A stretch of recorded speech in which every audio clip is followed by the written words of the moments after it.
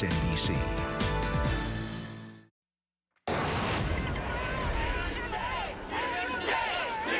Massive protests in New York City and Washington, D.C. yesterday, part of demonstrations nationwide after President Trump signed 2 executive orders targeting immigration. The first to build that promised wall at the Mexican border, the next to pull money from so-called sanctuary cities who shield undocumented immigrants. The mayors of some of the nation's biggest sanctuary cities that include New York City, Boston, Chicago, and San Francisco are vowing to fight the order and remain a safe haven.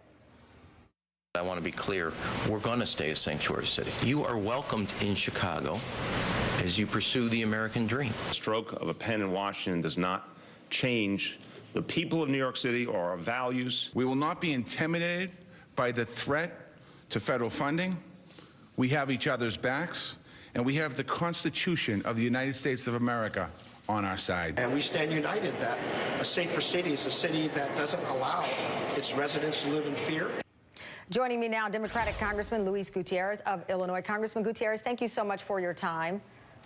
Thanks, Tamron. Mayor Rahm Emanuel, your mayor in Chicago, one of those taking a stand against this executive order. The president, though, says federal funding will be held up from these cities. What options do a Mayor Emanuel, a Mayor de Blasio, or you as a member of Congress have at this point? Interesting, Tamron, because he also tweeted, and I watched the introduction to the program. He says Chicago has devastating crime. Well, you know, if you take away the funding from the federal government to the city of Chicago, because we maintain our sanctuary city policy, as we should in the city of Chicago, guess where most of that funding goes to from the federal government? To the Chicago Police Department, in order to keep our streets safe. So I just wonder, does he really know what he's talking about and what the true consequences are? Look, in the city of Chicago, he sees criminals. We see moms and dads. He sees criminals. We see people who today are police officers, who today are teachers and our doctors and our workers in our community under President Obama's DACA ordinance, which gave 750,000 undocumented young people the ability to work. That's who we see. We see people contributing to the fabric of our society, and guess what? We will not be intimidated. I'm proud of Mayor Rahm Emanuel, of Mayor Garcetti, of de Blasio, but think about it. These are the cities in which he received 20% of the vote. So he gets to say to his constituency, right, look, I'm going to continue to divide and pit part of America against another part of America. It's very classic, pitting one community against another. It's one thing, though, to battle candidate Trump. Now he is the president. He's signed these executive orders with the threat of removing federal funding. Again, going back to the question, what are the options available to you as members of Congress? We know that comprehensive immigration reform stalled as a result of Republicans, and some eventually even ran for president, like a Senator Marco Rubio, who had to take a stance back on his original stance. So what are, again, the options for the Democratic Party? You've laid out the battle. How do you win the war? Here's how we win it. We win it in the courts, because we still have a Constitution of the United States of America. Here's what I find amazing, that the Republican Party kept talking about the fact that President Obama would issue these executive orders without going through the Congress of the United States. I haven't seen a single action of the Congress of the United States. It's been one executive order after another. These need to be approved by the Congress of the United States. And I assure you, they will not pass through the Senate of the United States of America, because I know there are senators there ready to fight on our side, and I believe a few on the Republican side. Look, Tamron, we need to fight, right? So what are our options? Our options is to go to court. Number one, don't back down, right? Don't let the bully get away with this.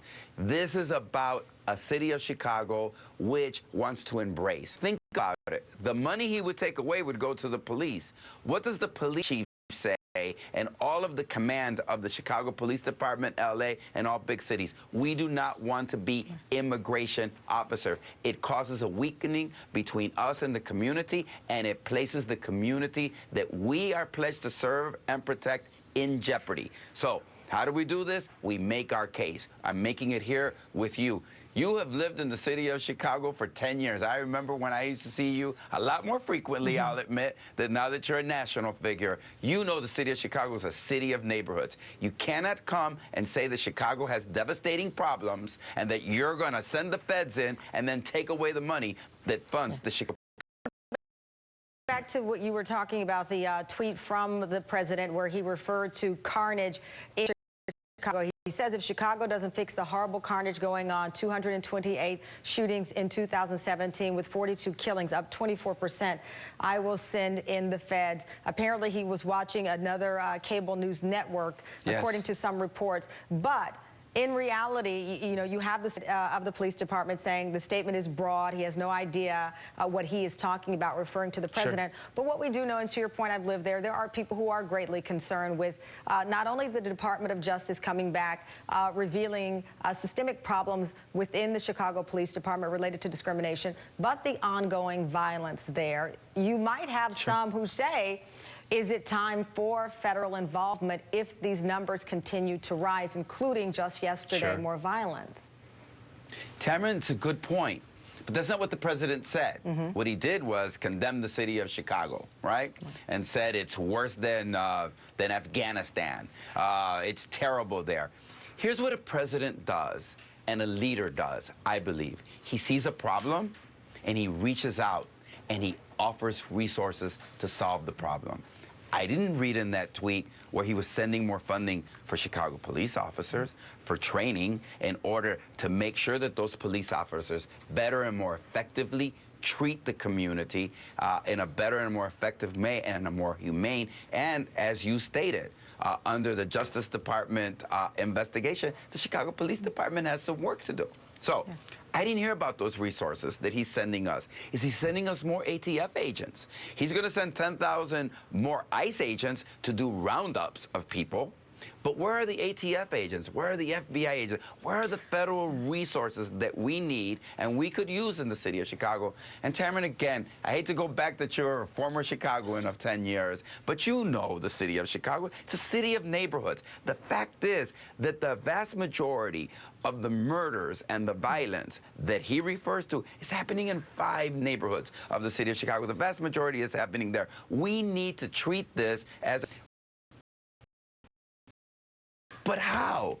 And I ask you, and I think Americans, we need to ask each other, is a tweet going to solve that a 16-year-old takes a gun and murders a 15-year-old over a pair of gym shoes? Those are real problems that need real solutions, but not, again, to pit the city against the rural areas, pit those people who didn't vote for him against those people that did. We need real solutions to the problem of our wonderful city of Chicago. I invite the President of the United States of America to come here and truly help us.